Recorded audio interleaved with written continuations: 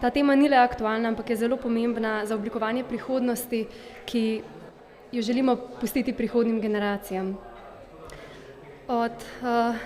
Prihodnje leto bomo beležili 10 let od podpisa Pariškega sporazuma in 10 let od sprejetja 17 ciljev trajnostnega razvoja, ki so jih svetovni voditelji iz skoraj 200 držav sprejeli v okviru zasedanja Združenih narodov. Kljub prizadevanjem pa poročilo o trajnostnem razvoju za leto 2024 razkriva, da je napredek na številnih področjih zastal ali celo nazadoval. Globalno gledano je 16% ciljev na poti k dosegi do leta 2030, medtem ko preostalih 84% kaže omejen napredek ali celo nazadovanje. Poleg tega se je razkorak med svetovnim povprečjem in uspešnostjo najrevnejših držav od leta 2015 še povečal. Lanskoletni podatki Copernicus Climate Change Service kažejo, da smo od podpisa Pariškega sporazuma izgubili 19 let v boju proti globalnemu segrevanju. Takratne projekcije so napovedovale dosego praga segrevanja 1,5 stopinj do leta 2045, medtem ko trenutne ocene kažejo, da bi ta prag lahko dosegli že leta 2034. Če povem drugače, v letu 2015 smo si zadali ambiciozen cilj, ki je bil oddaljen 30 let. Danes je ta cilj oddaljen le še 10 let stran. Ti podatki in pojavi ekstremnih vremenskih razmer, kot so poplave, požari, naraščajoče se poletne temperature, ki smo jim priča tudi v Sloveniji, nas opominjajo, da so potrebna okrepljena prizadevanja, inovativne rešitve in mednarodno sodelovanje.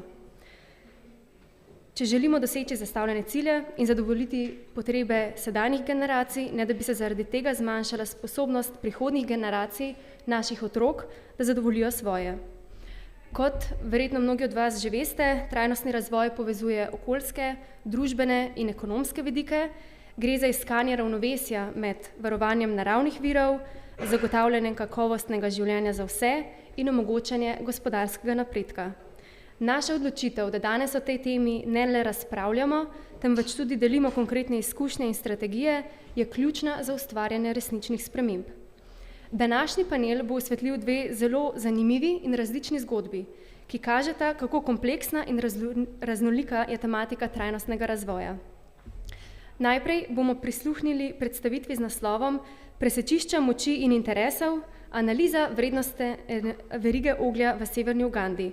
Govornica nas bo popeljala v realnost, kjer je les, zlasti oglje, še vedno glavni vir energije. Spregovorila bo o posledicah izčrpavanja naravnih virov in o tem, kako zakonodaja vpliva na številne deležnike v tej vrednostni verigi. Posebej bo poudarila vprašanje prehoda na alternativne vire energije, kot je zeleno oglje, ter vpliv tega prehoda na okoljsko, družbeno in ekonomsko trajnost. V drugi predstavitvi z naslovom Prehod na trajnostni prehranski sistem, ovire in rešitve, pa bomo spoznali rezultate projekta Enphasys. Govornica bo predstavila metode in strategije, ki se uporabljajo za preobrazbo prehranskih sistemov, ter osvetlila ključne ovire, s katerimi se srečujejo pobude za trajnostno preobrazbo. Z analizo pregleda lahkega dotika bomo dobili vpogled v možnosti za bolj trajnostno naravnano prihodnost prehrane. Obe predstavitvi sta pomemben prispevek k razumevanju, kako lahko premostimo določene ovire na poti do trajnostnega razvoja in verjamem, da bosta pri vas spodbudili zanimanje in da se vam bo tekom predstavitve utrnilo še kakšno vprašanje, na katerega bo vsaj druga panelistka imela priložnost tudi odgovoriti. Obe panelistki se trenutno nahajata v tujini.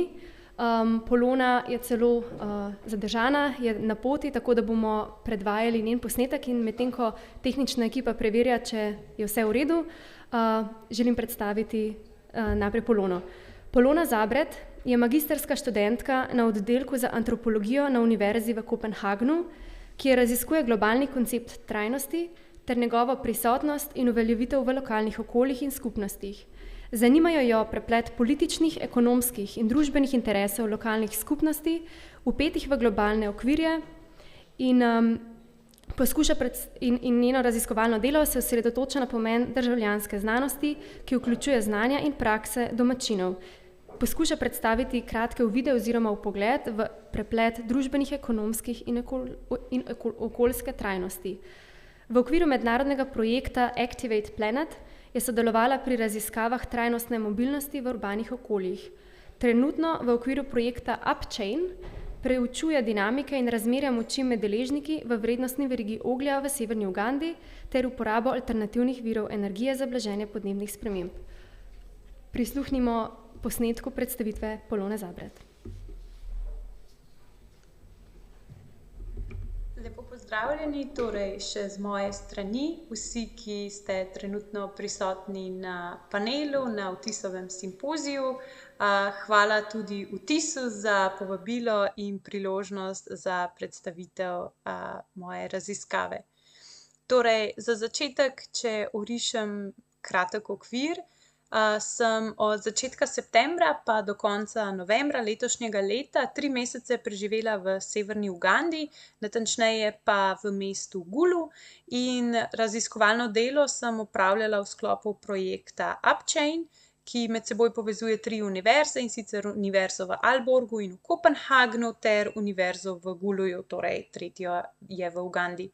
Sam projekt, v sklopu katerega sem jaz raziskovala, se osredotoča na blaženje podnebnih sprememb s pomočjo obstoječe, ampak precej še nerazširjene proizvodnje in uporabe vira energije, to je tako imenovanega zelenega oglja oziroma briketov, ki jih tamkajšnje skupnosti oziroma posamezniki lokalnih skupnosti izdelujejo sami iz bioloških odpadkov in ostankov, ki nastanejo pri kmetijskih dejavnostih, na primer koruzno ličje, stebla in listi rastlin, olupki in tako naprej. In tovrstne oblike surovin tako že prepoznavajo kot alternativo lesu in predvsem črnemu oglju.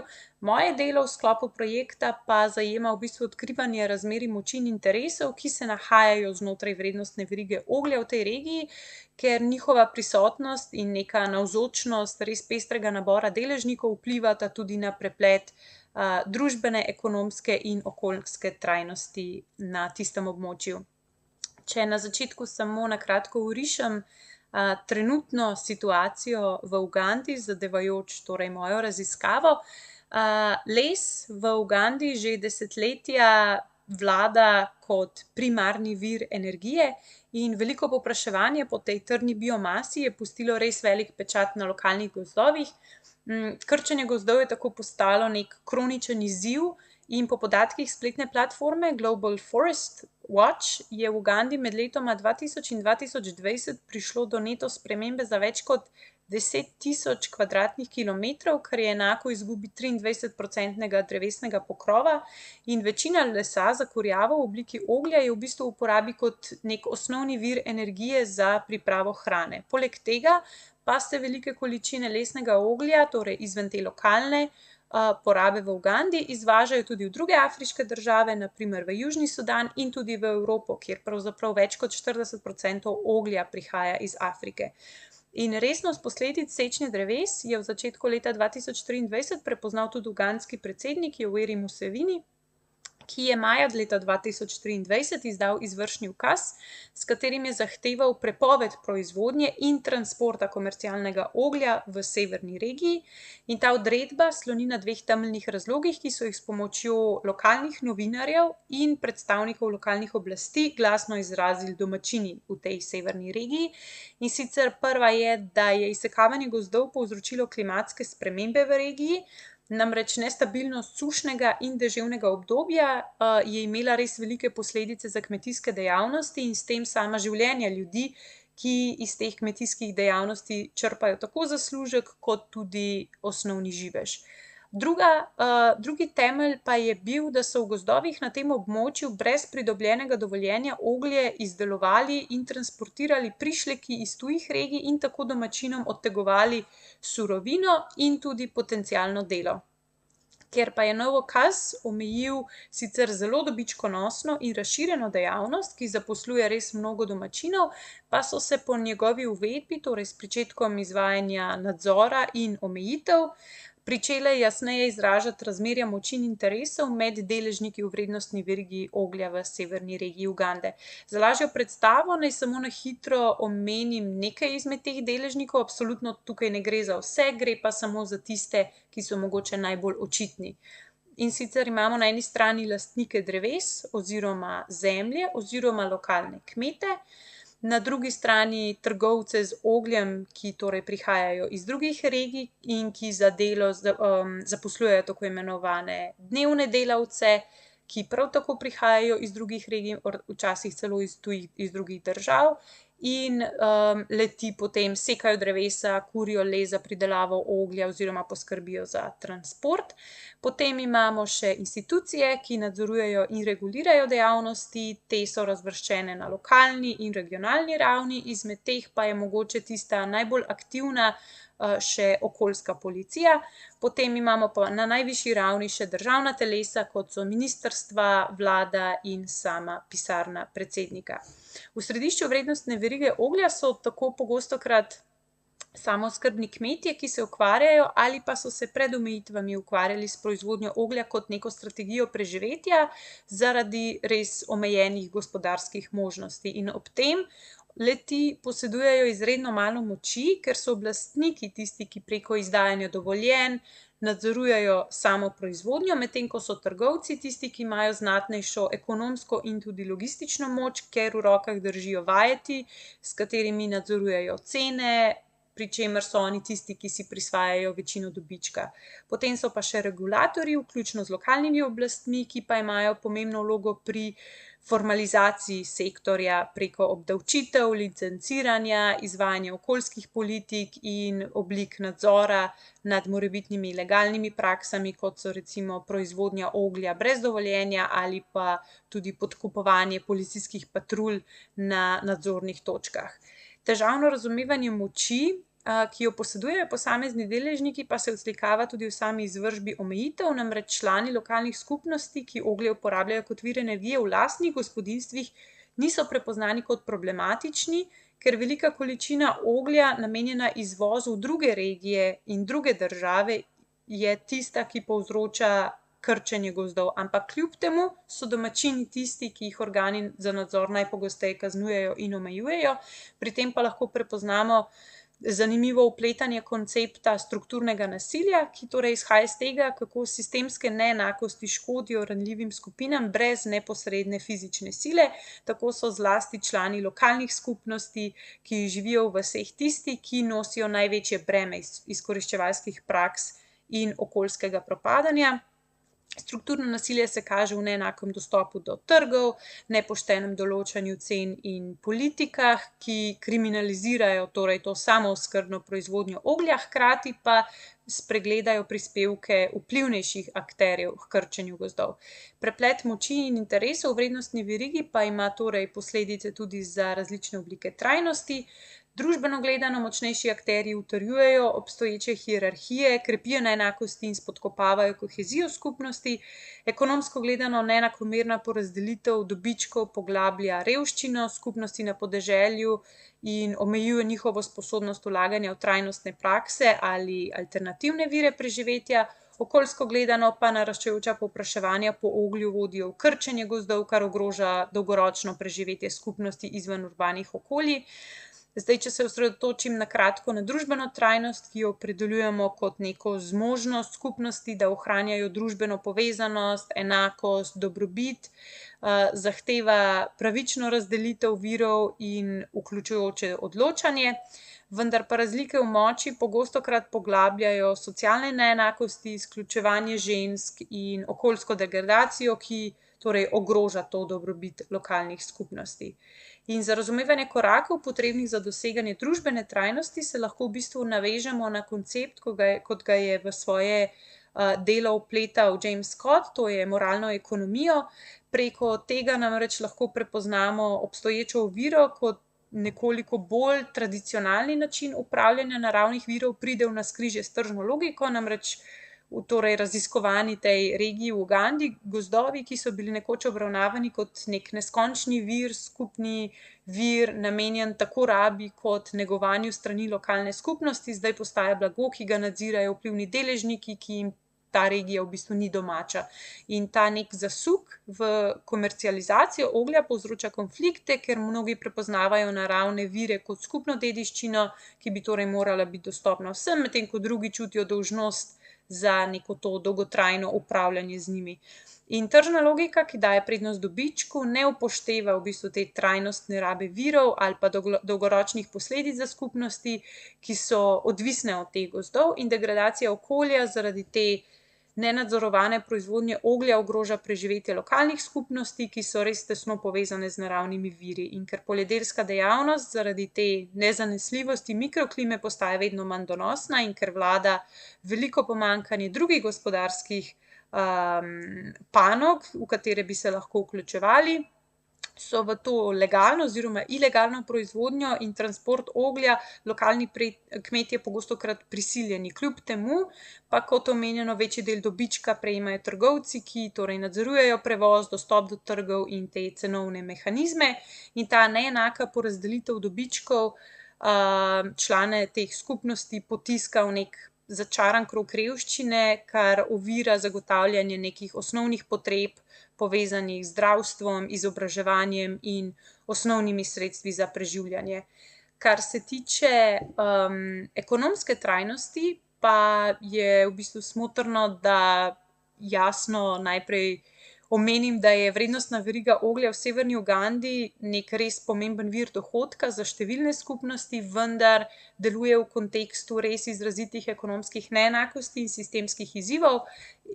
Sama ekonomska trajnost v tem sektorju pa ni samo vprašanje dobičkonosnosti, temveč vključuje tudi neko pravično porazdelitev dohodkov, zmanjšanje revščine ter neko zagotavljanje dolgoročnih možnosti za preživetje, ne da bi pri tem škodovali okolju ali marginalizirali določene skupine. Ampak ob tem vseeno velja, da so zemlja, denar in delo prepoznane kot tiste temeljne dobrine, kot jih je opredelil že Karel Polanyi, vendar tudi trenutno porajajoča se veriga oglja v severni Ugandi izkorišča te elemente, kar vodi torej nadalje v degradacijo okolja in socialne neenakosti. In premalo poudarjeno pri tem ostaja predvsem neka ta praktična implikacija tega, da je ali pa bi moralo biti gospodarstvo podrejeno ekološkim zakonitostim in družbenemu blagostanju, ne pa obratno. Problematično pa so pri tem postopanju tudi tehnologije oblasti, torej mehanizmi, preko katerih oblasti nadzorujejo in oblikujejo vedenje posameznikov in skupin. Predvsem gre pri tem za oblike pravnih okvirjev, ki torej posredno vzdržujejo neke hierarhične strukture v verigi in ščitijo ene oziroma ranljivostim izpostavljajo druge vpletene deležnike. Kar se okoljske trajnosti v verigi oglja v severni Ugandi tiče, pa je ta tesno povezana z vprašanji razmerij moči, interesov in dostopa do naravnih virov. Procesi proizvodnje in distribucije oglja namreč povzročajo res že omenjeno obsežno deforestacijo, tudi degradacijo tal, izgubo biodiverzitete, kar sploh ogroža dolgoročno preživetje lokalnih skupnosti. Hkrati pa so prizadevanja za trajnost pogosto usmerjena z vrha navzdol, kar lahko poveča v bistvu neenakosti in marginalizira ranljive skupine. In za razumevanje tega lahko v bistvu sežemo po razumevanju, da se okoljska trajnost torej ne sme naslavljati preko težnje po absolutni ohranitvi narave, temveč kot neko iskanje ravnovesja med ohranjanjem in rabo naravnih virov. In v severni Ugandi se lokalne skupnosti pogostokrat soočajo s težavo, kako uskladiti svoje potrebe po gorivu z ohranjanjem gozdov, a ponovno je pritisk v bistvu prav nanje neupravičen, saj moč, ki jo v resnici posedujejo drugi deležniki v verigi, usmerja vse splošno razširjeno razumevanje teh pritiskov na okolje in potrebo po postopanju, ki v globalnem kontekstu izpolnjuje zahteve okoljske trajnosti. Torej, na tem mestu spet govorimo o tem, da gre za tisto komercialno oglje oziroma oglje namenjeno izvozu v druge regije in v druge države, da je to tisto, ki je problematično, kljub temu, da je le to v bistvu neprepoznano strani tudi globalnih organizacij oziroma nevladnih organizacij, ki vstopajo na to območje in se poskušajo soočiti z degradiranim okoljem. Namreč, ja, v tem kontekstu so tudi prisotne te nevladne organizacije, ki v obstoječem sistemu se nekako ne znajdejo najbolje, saj so recimo tudi neke rešitve, kot so financiranje projektov oziroma zagotavljanje orodij in opreme za alternativno pridelavo nekih drugih oblik goriva ali pa programi sajenja dreves, zgolj enostransko in preveč kratkoročno naslavljanje tega kroničnega problema. Na naravo pa v tem primeru lahko gledamo tudi skozi lečo, v bistvu neke njene umestitve kot enega izmed integralnih delov kapitalistične proizvodnje, namreč v severni Ugandi je proizvodnja oglja vključena tako v lokalne kot globalne kapitalistične sisteme, kjer naravni viri, kot so gozdovi, torej postajajo blago. In v tej logiki sistema močnejši deležniki vedno maksimirajo izkoriščanje teh naravnih virov, pri čemer okoljski stroški, kot že omenjeno, deforestacija in degradacija tal, niso vključeni v to ekonomsko enačbo. In okoljska trajnost v tem kontekstu zahteva neko preoblikovanje ekonomskega sistema, ki bi naravi v bistvu pripisal neko intrinzično vrednost in ne le vrednosti trga. Zdaj, kar se samih rešitev tiče, pa se trajnostni razvoj pogostokrat osredotoča na lokalne pobude, kot so skupnostne energetske rešitve, znanja in obstoječe prakse, ki jih posedujejo domačini, ter neko participativno odločanje. In v Ugandi že obstajajo neke manjše pobude, ki vzpodbujajo, torej tudi preko projekta, ki sem ga omenila na začetku, izdelavo briketov iz kmetijskih odpadkov, in ta rešitev v bistvu na nek način zmanjšuje odvisnost od lesa in oglja ter hkrati spodbuja neko uporabo odpadnega materiala, ki bi sicer v bistvu ostal neizkoriščen oziroma ostal samo kot odpadek. Vendar pa je ta praksa trenutno omejena zaradi pomanjkanja dostopnih tehnologij, razširjanja znanja in sploh vedenja o teh alternativnih virih. Pomanjkljiva je v bistvu tudi sama infrastruktura za promocijo in distribucijo briketov. To dvoje zadnje pa je v bistvu nekaj, kar naslavlja tudi torej omenjeni projekt. Hkrati pa so nevladne organizacije v Ugandi uvedle dostop do energetsko učinkovitih peči, ki porabijo manj goriva in zmanjšujejo emisije. Te peči so torej že nek bolj trajnostni pristop, ampak njihova uporaba se v bistvu širi počasi, predvsem zaradi visokih stroškov in omejenega dostopa do elektrike oziroma drugih oblik tehnologij v teh ruralnih okoljih. Hkrati pa je v bistvu tudi ta rešitev spet samo neka tehnologija, ki se jo ponudi, ne gre torej za naslavljanje samega problema oziroma srža, ki torej zadeva deforestacijo oziroma sploh sekanje dreves. Same lokalne skupnosti v severni Ugandi so začele izvajati tudi že manjše projekte za pogozdovanje, ki vključujejo v bistvu zasaditev hitro rastočih drevesnih vrst, ki so potem kot izključno te namenjene sečnji in uporabi za oglje. Ti programi so v bistvu uspešni na lokalni ravni, ampak definitivno potrebujejo boljše financiranje, tehnično podporo, da bi postali še širše dostopni. Potem so v bistvu zanimivi še agrogozdni sistemi, ki torej združujejo kmetijsko pridelavo in gojenje dreves. Tudi ti so že del nekaterih razvojnih programov. Ta metoda v bistvu zmanjšuje pritisk na naravne gozdove in hkrati omogoča lokalnim prebivalcem dostop do večjih virov dohodka.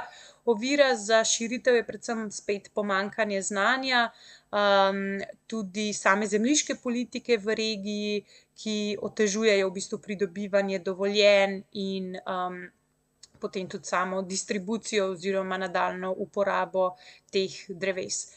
Trajnostna upravljanja naravnih virov v bistvu zahtevajo res vključitev vseh deležnikov v proces odločanja, navsezadnje tudi tistih, ki trenutno največ prispevajo k degradaciji okolja, in v bistvu lokalni proizvajalci, skupnosti, nevladne organizacije in lokalne oziroma državne oblasti morajo sodelovati pri oblikovanju politik, ki nekako uravnotežijo te okoljske, družbene in ekonomske potrebe, in takšen model je tisti, ki potem lahko zmanjšuje tudi napetosti med deležniki in spodbudi neko pravično razdelitev virov, kjer torej je vsak bolj ali manj zadovoljen z svojim izkupičkom.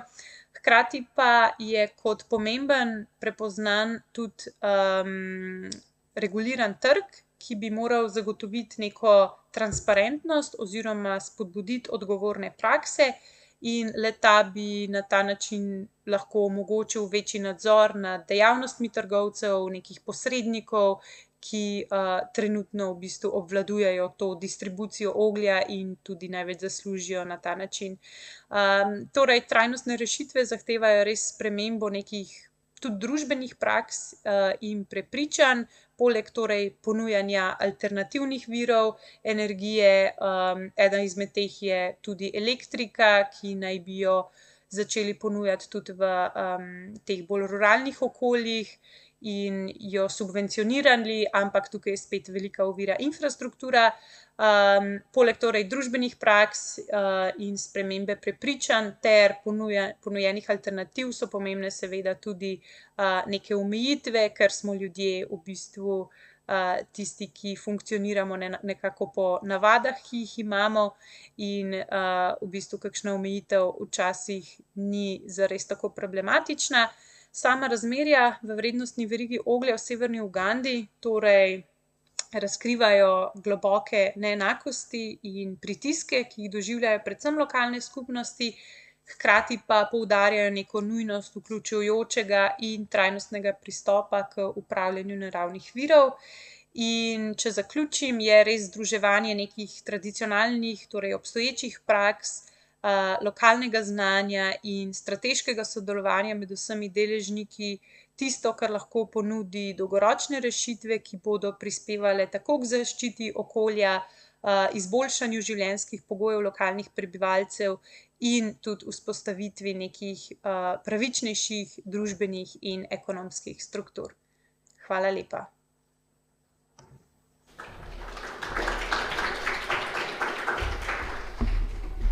Mislim, da se lahko strinjamo, da je tako celostno predstavitev kar težko povzeti v nekaj besedah. Polona, najlepša hvala za res celovit pregled izzivov, s katerimi se srečujejo v severni Ugandi in kako trajnostni razvoj v različnih kontekstih pomeni različne stvari.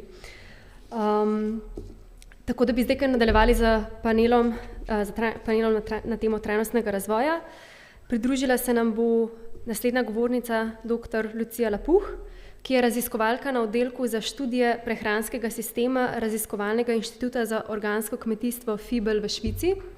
Njena kariera združuje bogate izkušnje s področjih ekonomske geografije, regionalnega razvoja, regionalne odpornosti, raziskav transformacij in trajnostnih kmetijskih sistemov.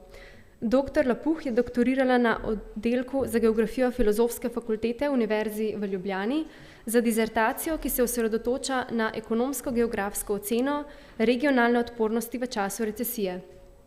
Predtem je sodelovala z Geografskim inštitutom Antona Melika ter predavala na Fakulteti za informacijske študije v Novem mestu.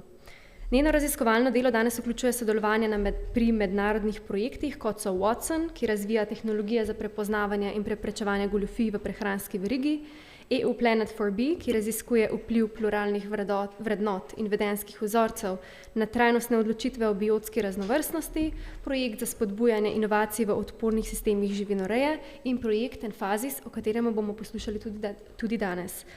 Dr. Lapuh je prejemnica več nagrad, med drugim nagrade Zveze geografov Slovenije za uspešno delo v stroki.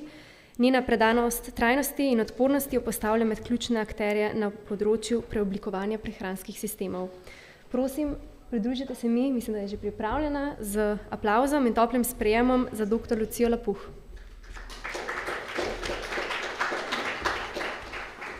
Lepo pozdravljeni. Hvala za obširno najavo. Javljam se vam iz Švice. V Friku je naš kampus. Delam na, kot rečeno, Inštitutu za organsko kmetijstvo na oddelku za trajnostni prehranski sistem. Danes vam bom predstavila rezultate na enega izmed projektov, na katerem delam, Emphasis. In naslov moje predstavitve je Prehod na trajnostni prehranski sistem, ovire in rešitve. Upam, da se dobro slišimo, če ne, me prosim obvestite. Verjamem, da je med vami tudi kdo, ki se je s to temo že ukvarjal, tako da sem zelo odprta glede terminologije, da me popravite, saj celotna raziskava poteka v angleščini in v bistvu v Sloveniji se s tem kot geografinja nisem ukvarjala. Torej, to Emphasis je projekt 9 evropskih partnerjev. Naloga, ki jo bom predstavila, vsebuje analizo dobrih in seveda malo manj dobrih praks prehoda na trajnostni prehranski sistem. Torej, namen predstavitve je opredeliti in razvrstiti pobude za preoblikovanje prehranskega sistema. Kaj pomeni pobude? Tukaj so večinoma različni projekti v teh državah. Torej, zadali smo si raziskovalno vprašanje, kako so si pobude prizadevale k prehodu na trajnostni prehranski sistem, s kakšnimi ovirami so se soočali in kateri dejavniki so pripomogli k njihovi uspešnosti. Kako smo se lotili dela? Z metodo pregleda lahkega dotika, v angleščini Light Touch Review. Ta metoda je zelo ustrezna za nekoliko manj natančno analizo obširnega gradiva, v našem primeru pobud trajnostnih kmetijskih dejavnosti. In kateri projekti, pobude so lahko bile vključeni? Torej, pobude so morale neposredno ali posredno vplivati na kmetijske dejavnosti. Torej, tako na ravni kmetije, kot tudi na ravni potrošnikov, ki nekako posredno vplivajo na to, kaj naj kmetje proizvajajo. Pobude so si morale prizadevati k preseganju trenutno prevladujočih kmetijskih dejavnosti in standardov s področja podnebja, ekologije, socialne blaginje in dobrobiti živali. Torej, tudi razno, na primer, sodelovanje potrošnikov s kmeti, na primer, da potrošnik gre za kakšen dan pomagati na kmetijo. To je samo eden izmed primerov. In pobude so morale imeti sedež v evropski državi ali so bila evropska podružnica globalnih pobud. Kako smo se lotili analize? Najprej smo naredili dolg seznam pobud po posameznih državah, po predoločenih, pravkar predstavljenih kriterijev. Potem je pa vsak izmed partnerjev naredil kratek seznam pobud na podlagi največje raznolikosti. Torej, raznolikosti pomeni tako globalne kot lokalne, regionalne pobude, raznolikosti v tem, kdo je s pobudo začel, torej ali je bilo to od spodaj navzgor, so bili to državljani, kmetje, ali je pobuda prišla z ravni države. Ter način, torej, kaj je pobuda zajemala, katere teme, kateri sistemi kmetovanja, proizvodi, instrumenti so bili vključeni. Pobude so morale imeti različne specifične cilje, vključene so bile tako novejše, kot tudi pobude, ki bolj uveljavljene pobude, ter tako uspešne kot neuspešne pobude. Torej, v teh 9 državah je ena oseba izvedla intervjuje s ključnimi akterji teh 10 pobud. Torej, z nekom, ki je v tem projektu, v tej pobudi aktivno sodeloval in ga dobro pozna. Torej, polstrukturirani intervjuji so bili opravljeni, Zatem pa je sledila predhodna analiza strani spraševalca, torej tega, ki je intervjuje izvedel. Na podlagi predoločenih kriterijev je na nek način analiziral, kako pobuda prispeva k sami trajnosti. Kot tudi interpretiral povedano v intervjuju, ter intervju na podlagi kriterijev analiziral, kar pomeni intervjuje v lokalnem jeziku, ta skupna analiza pa potem iz vseh 9 držav v angleščini. Kaj smo mi počeli? Predvsem jaz je bila kvalitativna analiza vsebine s programom MaxQDA. Ti podatki so bili tako kvalitativni kot kvantitativni. Pri kvalitativnih smo kodirali na podlagi predhodno določenih kod, torej in potem še dodajali dodatne kode, torej induktivno in deduktivno kodiranje. V samem programu MaxQDA pa potem s pomočjo tako imenovanega ukaza Mix Methods, s pomočjo Cross Tables in Interactive Segment Matrix dobili rezultate. Torej, zanimalo nas je, kolikokrat je recimo bilo v določeni pobudi v intervjuju recimo omenjeno, naprimer, kateri deležniki so sodelovali. Torej, vso to kodiranje je potekalo na podlagi vnaprej določenih raziskovalnih vprašanj. Torej, kdo so akterji, ki so sodelovali, kakšen je bil cilj pobude, ali je bila pobuda uspešna ali ne, kakšni so njihovi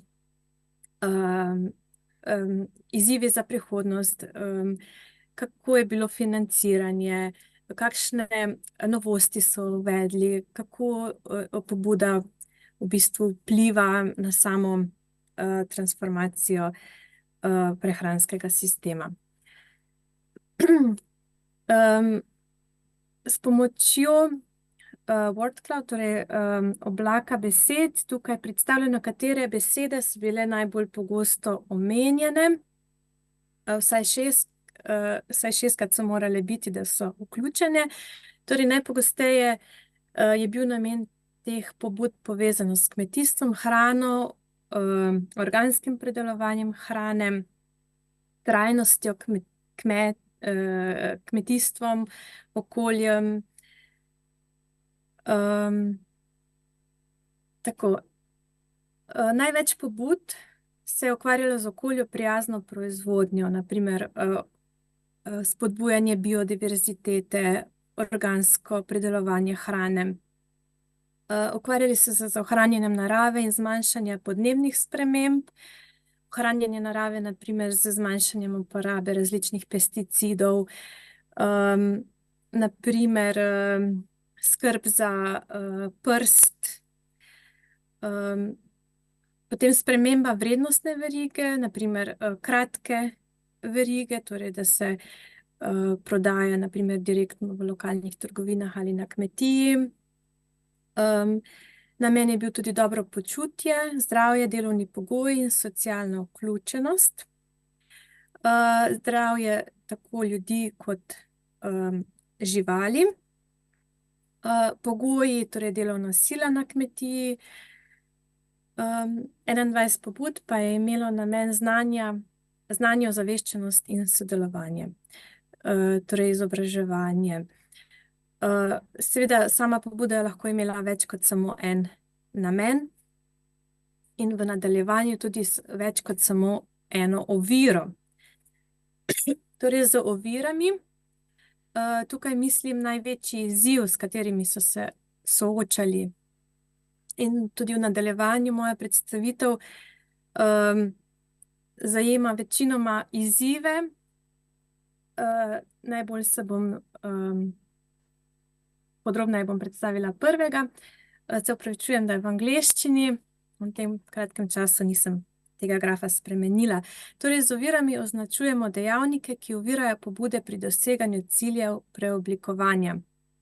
In najpogostejša ovira, ki so jo pobude imele, je bila povezana s tehnologijo in logističnimi težavami in težavami s pridobivanjem znanja. Moram omeniti, da je bila analizirana 101 pobuda. To je zelo pomemben podatek, ki ga še nisem povedala. In podatki so bili zbrani v zadnjih 2 letih. Pobude so se soočale tudi z organizacijskimi težavami, kot na primer vključevanje raznih deležnikov v projekt, z na primer nakupom zemljišč, če je bilo povezano s tem. Na primer problem z vključevanjem, problem s pridobivanjem financiranja. Torej, stalno financiranje je bilo tukaj zelo izpostavljeno, da projekt traja kratek čas in za spremembe je potrebno dalj časa. Potem težave pri pridobivanju sredstev, pri iskanju, torej kje se prijaviti za sredstva, potem spremembe na trgu, kot same cene surovin,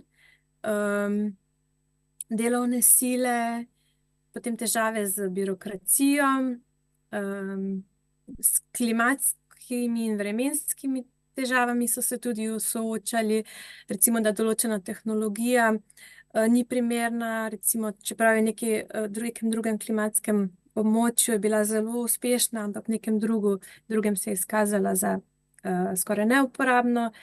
Potem težave z samo politiko, kot na primer vpliv na spremembo v sami zakonodaji, kot pa tudi obratno, da zakonodaja ovira recimo določene spremembe. Potem težave z samo komunikacijo, širjenjem informacij, torej komunikacijo med samimi deležniki znotraj projekta, kot tudi z zunanjimi. Potem težave z samimi potrošniki, torej potem to je bilo obdobje covida, ki je tudi pri določenih projektih omejeval samo njihovo uspešnost, ter še manjkrat omenjene težave povezane s kulturo, geopolitičnimi okoliščinami in navadami. Torej, jaz bom predstavila podrobneje samo tehnološke, logistične ali z znanjem povezane omejitve. Dejavniki, ki so prispevali k tej oviri, so povezani s pridobivanjem znanja. Na primer, znanstveno stanje o agroekoloških praksah še ni na voljo, je bil en izmed citatov povezanih s tem. Torej, da so na novo odkrivali, sama pač raziskava je k temu pripomogla. Potem dolgoročni raziskovalni izzivi, na primer, tema zahteva dolgotrajno delo, vendar je projekt trajal 2 leti, torej, da si želijo imeti stabilnejše, dlje trajajoče financiranje. Potem tehnične in operativne težave, ohranjanje usklajevalne skupine in producentov skupaj kljub tehničnim težavam so recimo navedli. Torej, s to tehnološko težavo se je soočalo dobrih 30 pobud. Kaj še? Torej, izzivi pri prilagajanju tehnologije na različne podnebne razmere, pravilna določitev podnebnih območij in območjih prsti, ki se uporablja za razvoj metode vzorčenja, ter logistične omejitve, na primer v zadnjem času primanjkuje materialov in surovin, na primer embalaže. Pobude, ki so se soočale s to oviro, so bile osredotočene na ohranjanje narave in blaženje podnebnih sprememb, spodbujanje biodiverzitete, okolju prijazna proizvodnja, sprememba vrednostne verige, blaginje, zdravje, delovne pogoje, družbeno povezanost, prizadevanje za ohranjanje sprememb na kmetijah, za organizacijske spremembe na kmetijah in živinorejske prakse. Pobude, ki so se soočale s to oviro, so izvajale naslednje dejavnosti: spodbujanje državljanov k kmetovanju oziroma pridelavi lastne hrane ter preizkušanje in ali izvajanje novih trajnostnih kmetijskih dejavnosti, na primer agroekologija. Te pobude so si zadale cilj, ampak ti cilji niso bili tako uspešni, kar je zelo razumljivo. Se je ta ovira se pojavila največkrat, torej v 75% niso dosegli cilja. Medtem kot v vseh teh 31% ni doseglo cilja v vseh pobudah. Tudi napredek je bil ocenjen kot majhen, kar je logična posledica pogostosti te ovire. Pomembno je sedaj govoriti o strategijah, kako premagati to oviro. Torej, našli so različne strategije in najpomembnejše so 3. Prva je povezana s samim projektom. Torej, aktivno sodelovanje znotraj projekta. Na primer, citat: "Sodeloval sem pri uvedbi tega pristopa, vendar je bilo to skupno prizadevanje z vsemi mojimi sodelavci." Kot tudi nadaljevanje projekta, obveščanje in ozaveščanje za njegovo dolgoročnost. Na primer, za uspeh kakršnekoli preobrazbe je treba narediti stabilne in majhne korake. Mreženje je bilo zelo pomembno, predvsem pri samem prenosu znanja in vključenimi deležniki. Na primer, povezovanje z drugimi pobudami, ki izvajajo ukrepe, so bili dopolnjujoči, in zanašamo se na zunanje strokovno znanje, ker nam na teh področjih primanjkuje lastnega. Torej, pogosto je bilo tukaj sodelovanje z različnimi raziskovalnimi in izobraževalnimi inštitucijami. In kot tretje, kot rečeno, z izobraževalnimi inštitucijami povezane z znanjem. Znanje sta pridobili univerza in zadruga, ki sta že stopili v stik z občino, da bi upravljala prostore. Ter menim, da je ključni dejavnik vključevanje, kar pomeni, da je treba prisluhniti drugim in ne vsiljevati rešitev od zgoraj navzdol. Torej, če povzamem, vsaka pobuda je seveda edinstvena in vsaka pobuda ima svojo zgodbo za uspeh ali seveda tudi neuspeh. Vendar smo odkrili skupne strategije prizadevanja k trajnostnemu prehranskemu sistemu, ki bodo lahko pomoč pri oblikovanju priporočil za akterje prehranskega sistema. Torej, pri prehranskem sistemu, to pomeni od začetka, od same pridelave, predelave in potrošnikov, torej celotni prehranski sistem. Jaz se vam zahvaljujem za pozornost. Če koga še kaj posebej zanima, sem dosegljiva na tukaj napisanem elektronskem naslovu. Na teh 2 spletnih straneh pa je več o samem inštitutu za organsko kmetijstvo tukaj v Švici ter o projektu Emphasis. Hvala lepa za pozornost.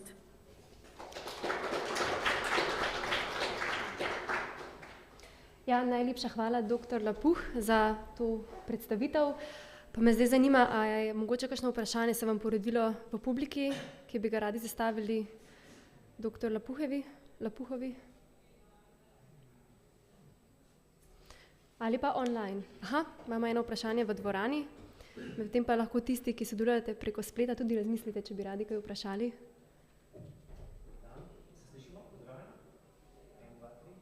En, dva, tri, pozdravljena. Ime mi je Luka Šinkovec, zelo aktivno delujem na področju optimizacije oziroma spodbujanja mednarodnega sodelovanja, predvsem na področju pridelovanja hrane, vezava Slovenija-Nizozemska.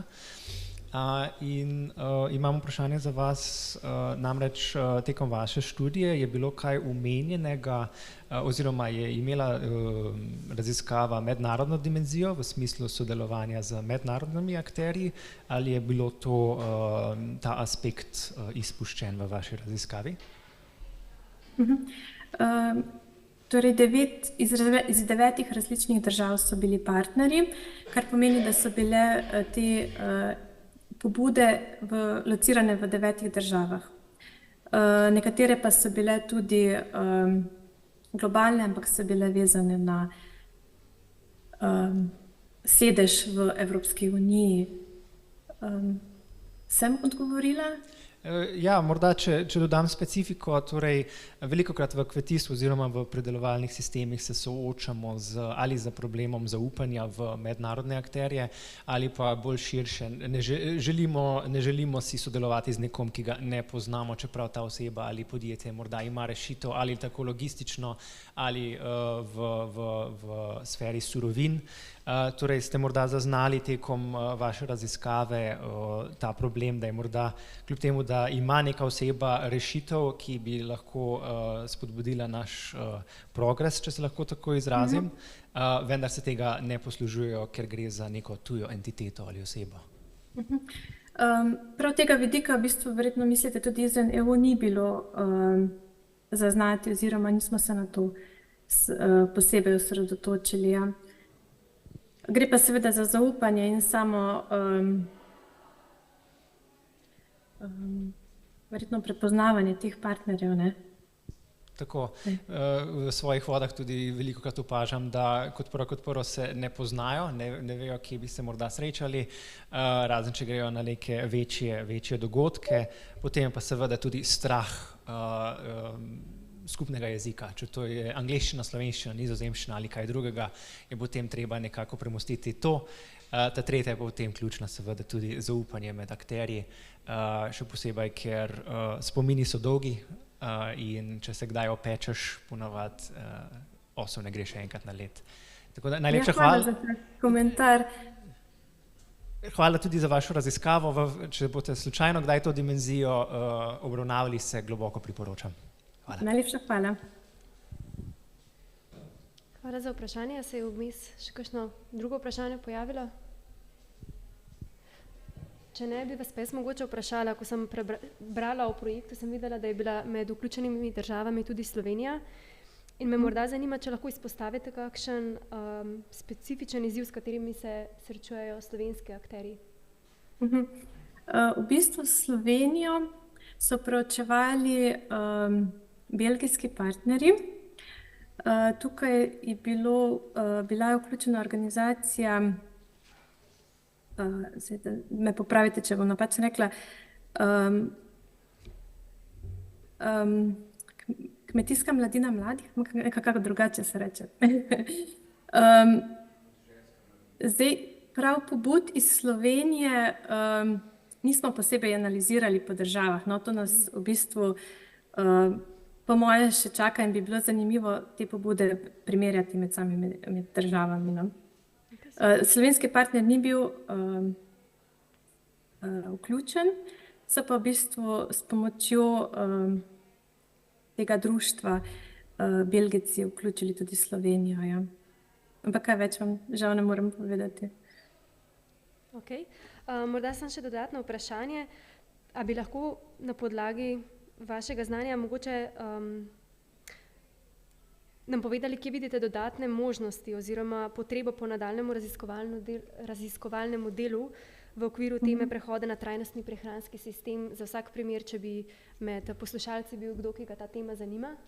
Ja, trenutno je zelo, zelo pogosto in se veliko govori o rastlinskih beljakovinah, torej o stročnicah, da je pač naša prehrana prihodnosti okolju bolj prijazna za uživanje pač več stročnic. S tem je tudi manjši vpliv na samo naravo, naprimer pri sami pridelavi mesa gre za večji vpliv in bolj trajnostno bi bilo, da se kot sama naša dieta v prihodnosti bolj obrne na rastlinske beljakovine. Ja. Beljakovine rastlinskega izvora.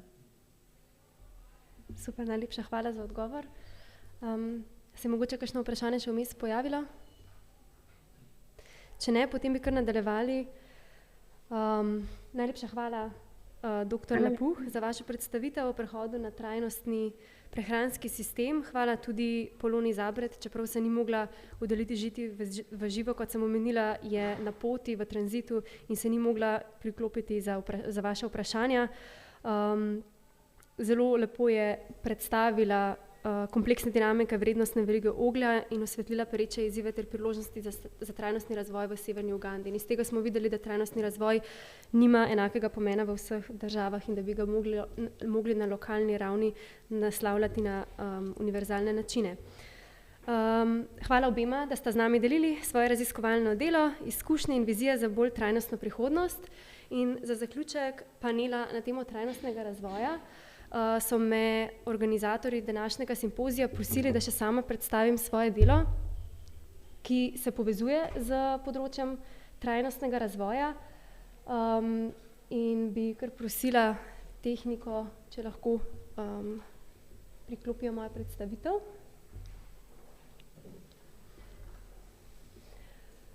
Torej ja, ko so me povabili, da pripravim predstavitev, sem se nekako želela v okviru svoje predstavitve in predstavitve svojega dela navezati na pomen tega simpozija. Ta simpozij si prizadeva k povezovanju različnih disciplin, si prizadeva k povezovanju slovenskih in tujih deležnikov, kot so raziskovalci, profesorji, študentje, in si prizadeva k spodbujanju raziskovalnega dela.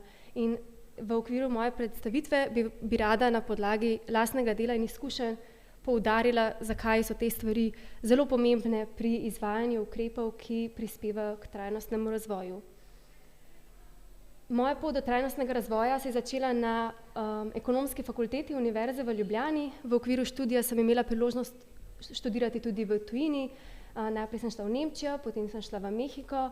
Po povratku v Slovenijo sem se udeležila 22. poletne univerzije Azijsko-Evropske fundacije na temo trajnostnega razvoja v turizmu in tukaj sem se v okviru te univerze tudi prvič spoznala s konceptom trajnostnega razvoja in ker sem videla v tem smisel in svoje poslanstvo, sem se odločila, da nadaljnji študij nadaljujem na tem področju. Odšla sem na Dunaj v Avstrijo, kjer sem nadaljevala študij s poudarkom na trajnostnem razvoju. Že tekom študija sem se povezala tudi s slovenskimi institucijami, saj sem se želela spoznati z izzivi, s katerimi se v Sloveniji soočamo na področju trajnostnega razvoja. In ko sem se vrnila v Slovenijo, sem se tu na Inštitutu Jožefa Štefana na Centru za energetsko učinkovitost tudi zaposlila. Poleg dela pa se še dodatno izobražujem, pridobivam si znanje z področja trajnostnih prenov stavb in z namenom, da se vpnem v raziskovalne dejavnosti. Gotovo že mnogi izmed vas poznate najbolj poznano definicijo trajnostnega razvoja. Veste verjetno tudi, da se stoji iz 3 stebrov, to so okolje, družba in ekonomija. In da so leta 2015 svetovni voditelji sprejeli 17 ciljev, s katerimi zasledujemo to, kar ta definicija trajnostnega razvoja tudi opisuje. No in s svojim delom prispevam k 4 od teh 17 ciljev. Dodatno je pa za razumevanje trajnostnega razvoja pomembno tudi, da se razume, da se trajnostni razvoj odvija na 3 ravneh. In tega sta se s svojimi temami danes dotaknili tudi obe panelistki. Gre za to, da se na analitični ravni nahajajo znanstveniki, raziskovalci, ki ugotavljajo, kako z našim delovanjem vplivamo oziroma kako današnja družba vpliva na okolje in kakšne spremembe bi morali uveljaviti, da bi lahko to pot spremenili, to netrajnostno pot. No? In to vpliva na strateško oziroma politično raven, kjer se te ugotovitve manifestirajo oziroma preoblikujejo v konkretne strategije in načrte razvoja, ki pa potem vplivajo na razvoj na normativni ravni. Na normativni ravni pa se nahajamo vsi posamezniki, se nahajajo državljani, na kateri se te ukrepi, ki prispevajo k trajnostnemu razvoju, naj bi izvajali. V praksi pa prihaja do nasprotovanja tem ukrepom, se pravi ukrepom, ki bi sicer prispevali k trajnostnemu razvoju, in to je pripisati temu, da sporočila in ugotovitve iz analitične ravni pri ljudeh, posameznih državljanih na normativni ravni niso sprejeta po pričakovanjih. Razlogov za to je več. Pogosto je razlog tudi to, da stroka oziroma znanstveniki med sabo ne sodelujejo in da niso poenoteni glede tega, po kakšni poti bi morali stopati, da bi zagotovili trajnostno prihodnost. Po drugi strani pa, kot sta omenili danes tudi panelistki, je vsak posameznik zgodba zase. In vsakega posameznika karakterizirajo njegove socioekonomske razmere, ima tudi svoje preference, ki potem vplivajo na njegovo dojemanje, kakšni ukrepi so potrebni in kakšni niso. Tako da zato je zelo pomembno, da se med različnimi disciplinami povezujemo, da poleg raziskovalnega dela sodelujemo tudi z mednarodnimi institucijami. In rekla bi, da je to tudi ena izmed naših ključnih prednosti na Centru za energetsko učinkovitost. Sem del ekipe, ki jo sestavljajo posamezniki iz zelo različnih področij in to nam omogoča, da smo vpeti tako v raziskovalne dejavnosti, kot tudi aplikativne projekte in projekte, v okviru katerih prenašamo naše znanje na industrijo, storitve, energetiko. Vpeti smo tudi v strateško načrtovanje in zelo pomemben del našega delovanja je tudi mednarodno sodelovanje. Sodelujemo v večjih evropskih in mednarodnih projektih, v okviru katerih si pridobivamo dodatna znanja in prenašamo primere dobrih praks v Slovenijo. In danes sem vam želela na podlagi dveh primerov iz mojega dela pokazati, kako se to kaže v praksi. Prva zgodba je zgodba razvoja, spremljanja, izvajanja. Ta zgodba se je sicer začela še pred mojim časom na Centru za energetsko učinkovitost, ampak se mi zdi zelo lep primer tega, kako se stvari razvijajo pri nas na Centru za energetsko učinkovitost. In sicer je bila prepoznana potreba po razvoju integriranega nacionalnega sistema za spremljanje izvajanja ukrepov, ki prispevajo k trajnostnemu razvoju. Zato, ker ni bilo nekega robustnega podpornega sistema za odločanje, ker je bilo do takratno spremljanje in poročanje nesistematično, razdrobljeno, podatki, ki sicer so se zbirali, se niso uporabljali. Potrebna je bila nadgradnja obstoječih kazalcev in pa zagotoviti primerljivost teh kazalcev z kazalci na evropski ravni, zato da se Slovenija sploh lahko postavlja ob bok ostalim državam članicam. Potem spremljanje izvajanja je predstavljalo zelo veliko administrativno obremenitev za pristojna ministrstva in kot je povzela moja sodelavka, enostavno moramo vedeti, kje smo, da lahko vemo, kako bomo prišli tja, kamor si želimo. Kot rečeno, se je to področje pri nas razvijalo že dalj časa, že več kot desetletje, prelomnica pa je bilo leto 2017, ko se je prijavil in začel izvajati projekt Podnebna pot 2050. Cilj tega projekta je bil zagotoviti podporo izvajanju Pariškega sporazuma. Ena izmed glavnih stvari, ki se je razvila v okviru tega projekta, pa je bilo spremljanje izvajanja. V obdobju 2017 do 2021 se je razvilo kazalce za spremljanje učinkov ukrepov in doseganja ciljev za 3 področja. To so nastanek emisij toplogrednih plinov, energetska učinkovitost in raba obnovljivih virov energije. V sam proces so bili vključeni ne samo konzorciji večjih institucijah, ki so bile specializirane na svojem področju, ampak tudi deležniki, ki so imeli priložnost sooblikovati te kazalce. To je bilo pomembno zato, ker so oni v bistvu končni uporabniki teh kazalcev in prispevajo k njihovi prepoznavnosti, obenem pa so bili vključeni v nek smiselen krog konstantnih izboljšav po principu načrtuj, izvedi, preveri in ukrepaj. In v okviru tega projekta so potem izšla letna poročila z imenom Podnebno ogledalo, ki so zaobjemala 6 zvezkov in pa povzetek za odločevalce, in teh 6 zvezkov je zelo podrobno predstavilo, kako smo v posameznem letu dosegali cilje in aktivnosti, ki so se izvajale v specifičnemu sektorju, primer promet, stavbe, kmetijstvo, ostali sektorji in pa za večsektorske ukrepe. In rezultati tega projekta se uporabljajo še danes. Ministrstvo za okolje, podnebje in energijo je povzelo ta sistem spremljanja in za leto 2021 in 2022 objavilo podnebna ogledala, ki posodabljajo oziroma prikazujejo razvoj na tem področju za leto 2021 in 2022, v pripravi tudi poročilo za leto 2023, v določeni kazalniki so bili vključeni tudi med kazalce okolja v Sloveniji, ki so javno dostopni in objavljeni na spletni strani ARSO. Seveda so tudi poročila od podnebnega ogledala javno dostopna. Zelo pomembni so ti kazalci za pripravo strateških načrtov. Najbolj aktualen v tem trenutku je nacionalni energetski in podnebni načrt, uporabljeni so bili tudi v okviru priprave ostalih načrtov.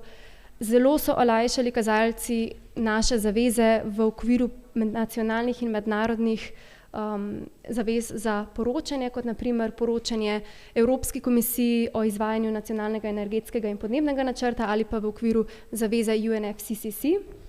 Uporabljajo jih tudi na lokalni ravni in sicer občine pri pripravi svojih strateških dokumentov in pa tudi druge vladne in nevladne organizacije, kot tudi državljani. To je prva zgodba, ki sem vam jo hotela predstaviti. Druga zgodba pa se navezuje specifično na stavbni sektor. In naslavljanje stavbnega sektorja je pomembno zato, ker so stavbe eden največjih porabnikov energije v Evropski uniji in prispevajo oziroma so odgovorne za nastanek več kot 1/3 vseh emisij, ki so povezane z rabo energije. To se naslavlja z energetskimi prenovami stavb, ki zmanjšajo potrebo oziroma ki zmanjšajo končno rabo energije in s tem tudi nastanek emisij toplogrednih plinov, kar prikazujete tudi grafa na desni strani prosojnice.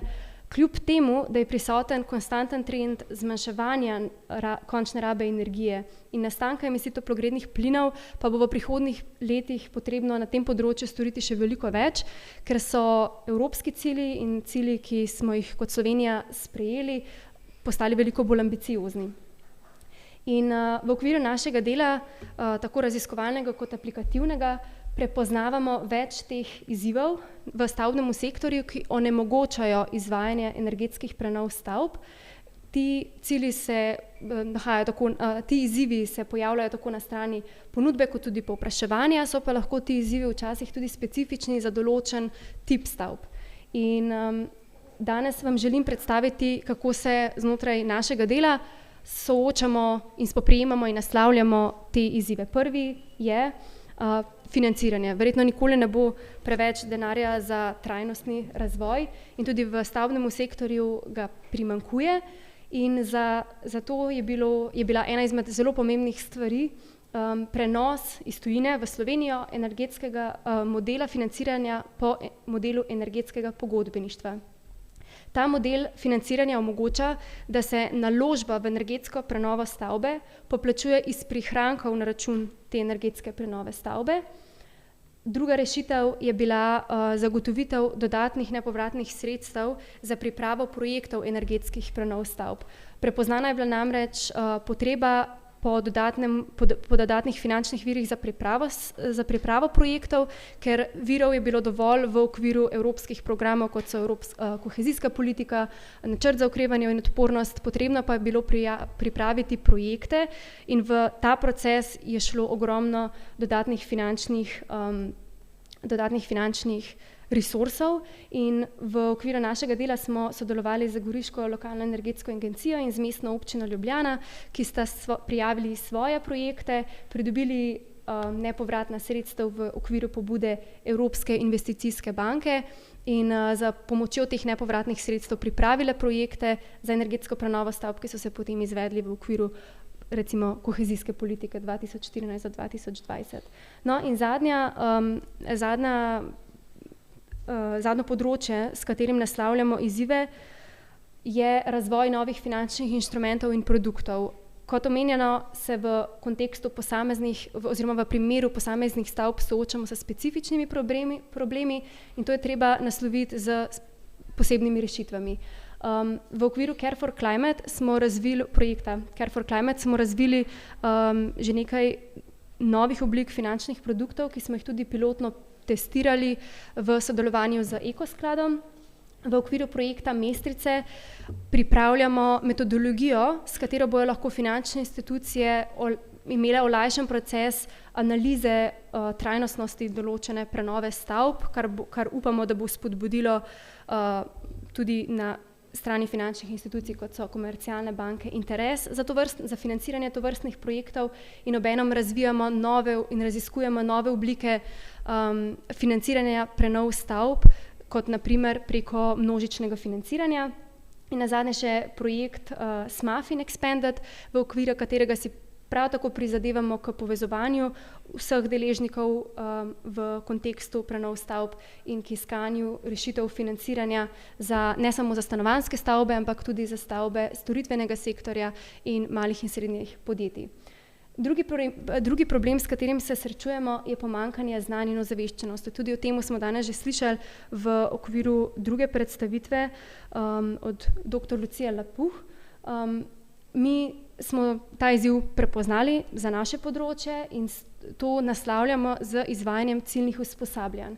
V okviru projekta Care for Climate vsako leto izvedemo več izobraževanj, to so 3-dnevna izobraževanja na temo energetskih prenov stavb, upravljanja z energijo v stavbah ali industriji in na temo energetskega pogodbeništva. Kot omenjeno, to so 3-dnevna izobraževanja, so brezplačna in namen je, da širimo tako tehnično kot mogoče znanje, kot tudi znanje mehkih veščin.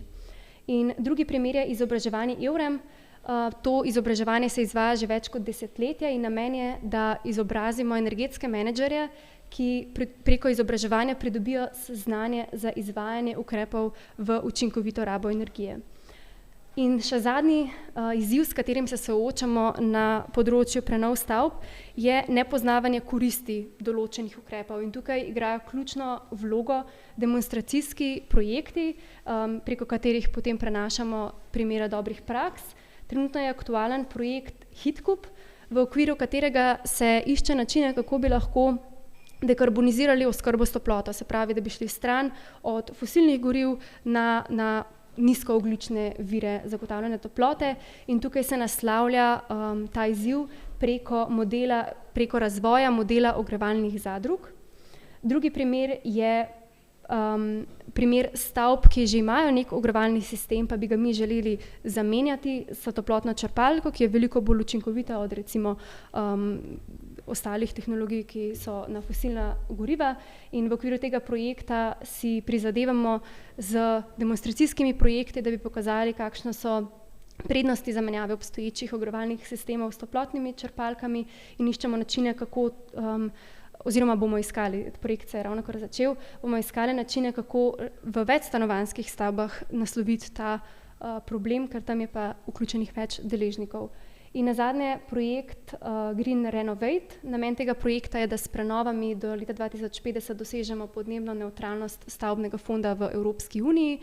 V okviru tega projekta se bojo razvijali in pilotno testirali načrti celovitih prenov stavb, ki ne naslavljajo samo energetskega vidika, ampak tudi potresnega vidika in okoljskega vidika.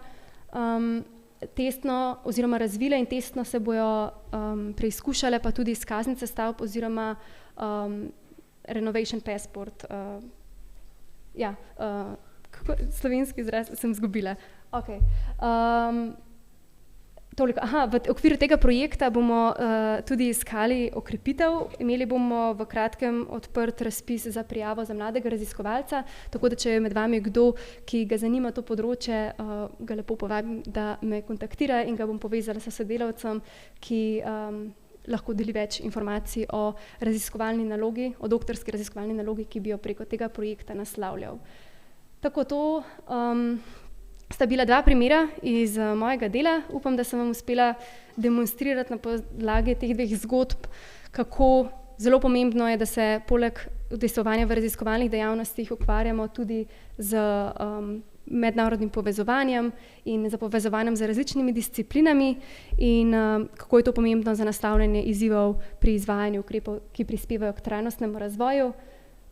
Seveda je pa za to potrebna tudi ekipa in podporno okolje in tukaj na sliki so moji sodelavci na Centru za energetsko učinkovitost. Tako da bi za to mislijo zaključila panel na temo trajnostnega razvoja in predala besedo nazaj Nini.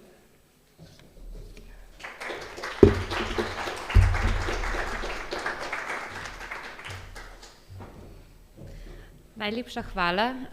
Jaz bi mogoče dala samo priložnost, če mogoče še kakšno vprašanje za tebe, tako da če mogoče koga še zanima, lahko samo toliko, da damo 2-3 minutki. Z ukrepom, ne, ki izniči recimo to, kar se dogaja s toplotnimi črpalkami in sončnimi elektrarnami. Vsaj tako se kaže. Dobre, prvi komentar. Druga zadeva je pa seveda, bi rekel, ali imate kakšen projekt, ki bi agresivnost Evropske komisije v zvezi z emisijskimi kuponi zmanjšala. Namreč, če gledamo termoelektrarne, ne, pač tudi naša, ne, v Šoštanju, je deloma zaradi takih ukrepov in zaradi takih agresivnih pristopov, bi rekel, nehala delovati in je milijardna, milijonska, 100-milijonska investicije, grejo nič. Ne. Pogrešam malo v teh razpravah in v teh modelih, pogrešam sustainability tudi s stališča obstoječih sistemov. Mi moramo imeti kriterije, seveda, ki grejo v čisto okolje, v čisto vodo, čisto zemljo in tako naprej. Ne. To moramo imeti, ampak je treba upoštevati tudi ekonomsko podstat, se pravi ekonomsko bazo, ki jo imamo in njej omogoči tudi z ukrepi, pa morda tudi z modeli, kot ste omenili en finančni model, da sam sebe izplačuje oziroma sam sebi generira, bi rekel, izplačilo. Ne vem, če mi lahko malo poveste, kaj se dogaja na tem področju. Na konkretnem primeru, ki ste ga omenil, žal ne. Vam ne morem pomagati. No. Nimamo nobenega projekta, ki bi naslavljal to, kar ste omenili. Se pravi, agresivnost Evropske komisije pri... Moramo začeti kakšnega skupnega.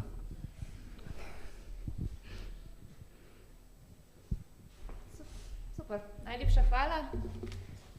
Še kakšno vprašanje? Je v redu. Okay. Najlepša hvala. Odličen panel. Tako da, ja, hvala za vodenje, hvala za predstavitev in ostalim panelistom ravno tako.